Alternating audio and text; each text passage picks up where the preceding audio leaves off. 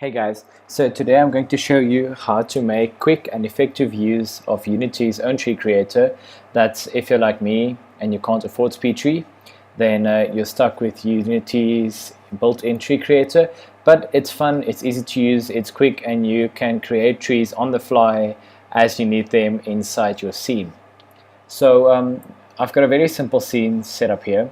It's only a terrain and a skybox. And then to create my tree, I'll go into game object and then just select tree.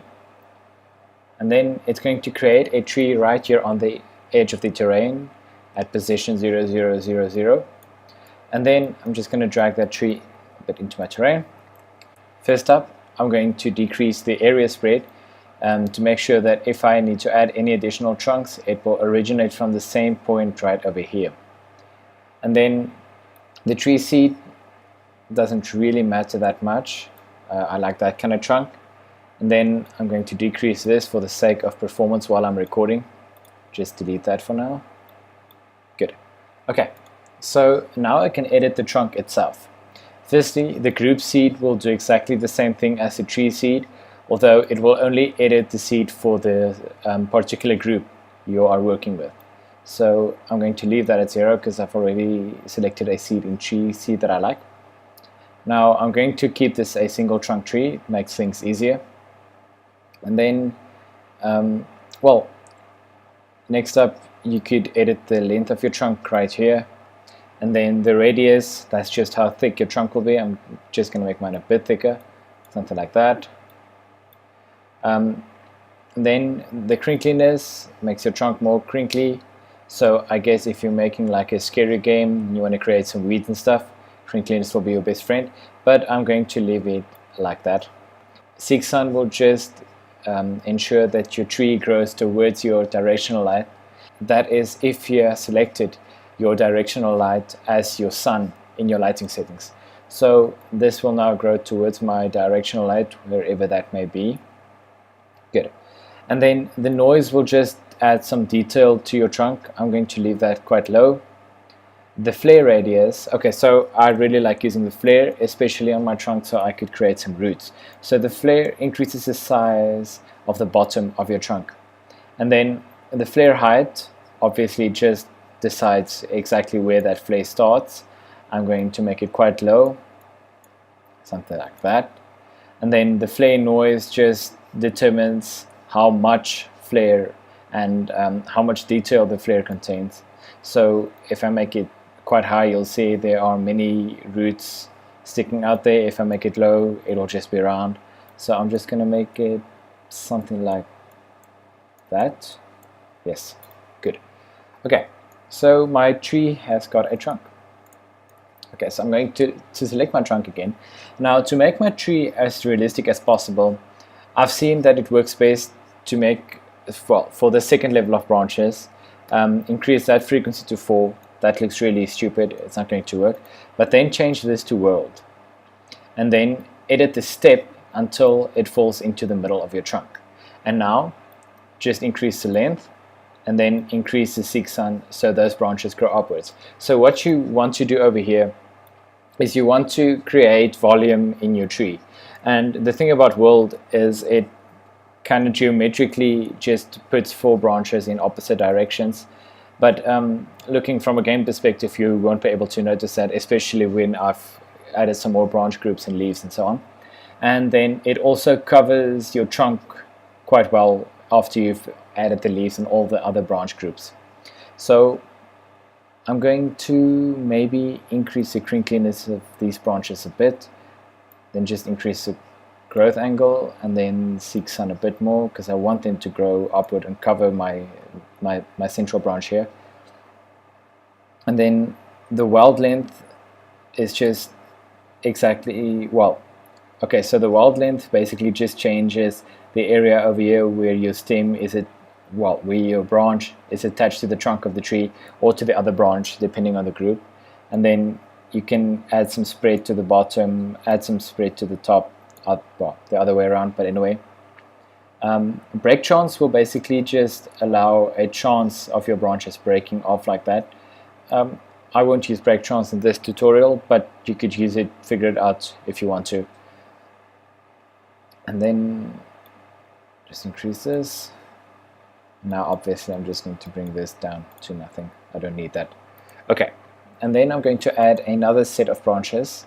I'm going to leave these at random, and I'm going to increase the frequency a lot because I want many leaves on here.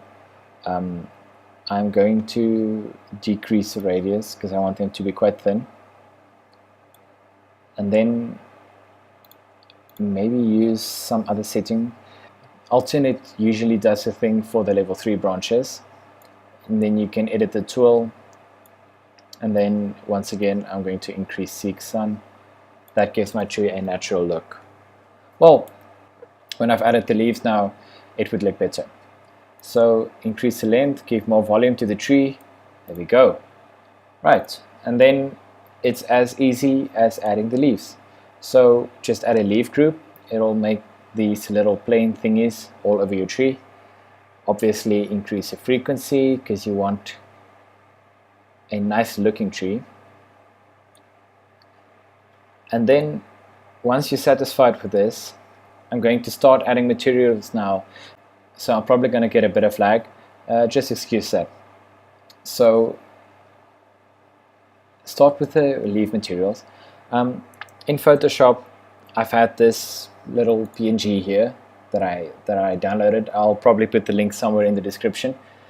And then I just made 2 textures, one with the small leaves and then a larger one with the larger leaf. No background obviously, because you want to be able to use this as a leaf in Unity.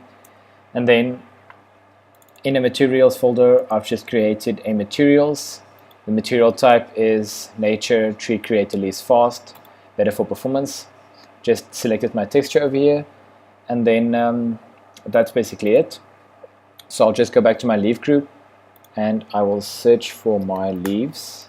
Should be this one, and there we go. So my tree has some leaves on now. That doesn't look very good, so I'm simply going to increase the size of the leaves to make the tree look better.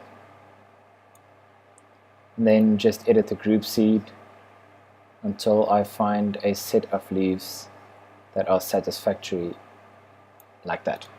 Okay, so that's quite a basic tree, and it should do the trick for a tree in the background in a forest game or something like that. And then I'm simply going to take this material over here and then drag it onto my tree, because using the bark material over here has given me some problems before. So I'm just going to leave that on there, and there you go. So I've created my tree. It's not perfect. It's not as good as Speed Tree would have done it, but I think this is satisfactory for what you can do inside Unity. Obviously, if you've got a computer with better performance, you could add more branch groups. You can make a more complicated tree in your tree viewer over here. But for the sake of this tutorial and for the sake of recording while I'm creating this tree, I'm going to leave it simple like that. And then the nice thing about Unity's tree creator is that your trees automatically follow the wind zones that you create. So if I create another 3D object and I just go to wind zone, and the wind zone should be over there, so I've got the wind going in that direction, I'm simply going to set my main camera to look at the tree for now, game object, align with view. And then if I press play, so you'll see that the tree is automatically affected by a wind zone. It looks alive. It will create a realistic kind of forest. So there you have it. You've got a tree, it's got some textures, it's got some leaves, it follows the wind zone, and you don't need any external software to be able to create this. So yeah, thanks for watching. Enjoy some tree creating, and I'll see you next time.